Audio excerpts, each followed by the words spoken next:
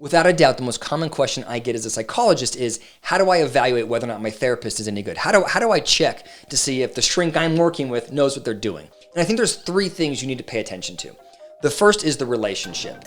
The data is overwhelming. Really, the only thing that matters in therapeutic success is the relationship. You have to feel connected with the person you're working with. And what I would tell you is you do not want to waste a bunch of times. Don't go 10 sessions in before evaluating whether or not you feel connected to this person. It is their job to create a relationship. If you meet with them the very first time and you don't like them, I would tell you move on. But maybe give them 1 or 2 sessions. But if you're going into the third session, and you're driving to the office and you're going, God, I don't like this person. I don't trust this person. I don't want to share myself with this person. They are the wrong therapist for you. Think about it like any other service. If you went to a restaurant and got crappy food, and that restaurant's job is to give you good food, move on, go somewhere else. It's the same thing for therapy. And second, you want to make sure that you believe in your therapist's approach. Every therapist kind of has a different therapeutic orientation or style. Some are super focused on cognitive behavioral. Some are really interested in your family and your background. Some want to work on the relationship between you and them. Some really value having crystals in the corner of the room. It doesn't matter what it is, but except for the fact that you have to buy into it. If you don't buy into what the treatment you're receiving, or your therapist doesn't buy into it working with you, you've got a major problem. There has to be alignment.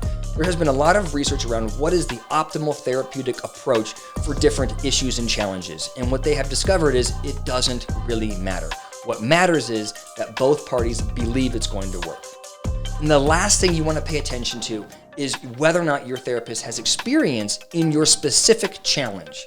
Now, if you go just ask your therapist, hey, do you have any experience with depression or anxiety or trauma or whatever it might be, they're probably going to say yes, because sadly they are selling a service. Just like anybody else that's selling a service, they're going to sort of overestimate what they can do. So it's your job to evaluate that. And the way you evaluate that is to ask questions. Ask specifically, what does a course of treatment look like? How would I know if it's going well? And how would I know if it's not going well? What are things that derail treatment in this specific area? And if your therapist is unable to articulate clearly what good or bad looks like or what challenges look like, then they probably don't have experience in that specific area. And I would tell you, move on.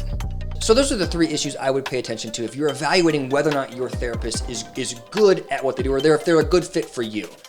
There's a whole other piece of this, which is how do you find a therapist? Like, where do you look for them? How much do you pay? Do you pay cash or do you pay insurance? What kind of education should they have, right? Like the logistical piece of searching for a therapist. And if you're interested in that, I've linked a really good video here, which you can check out.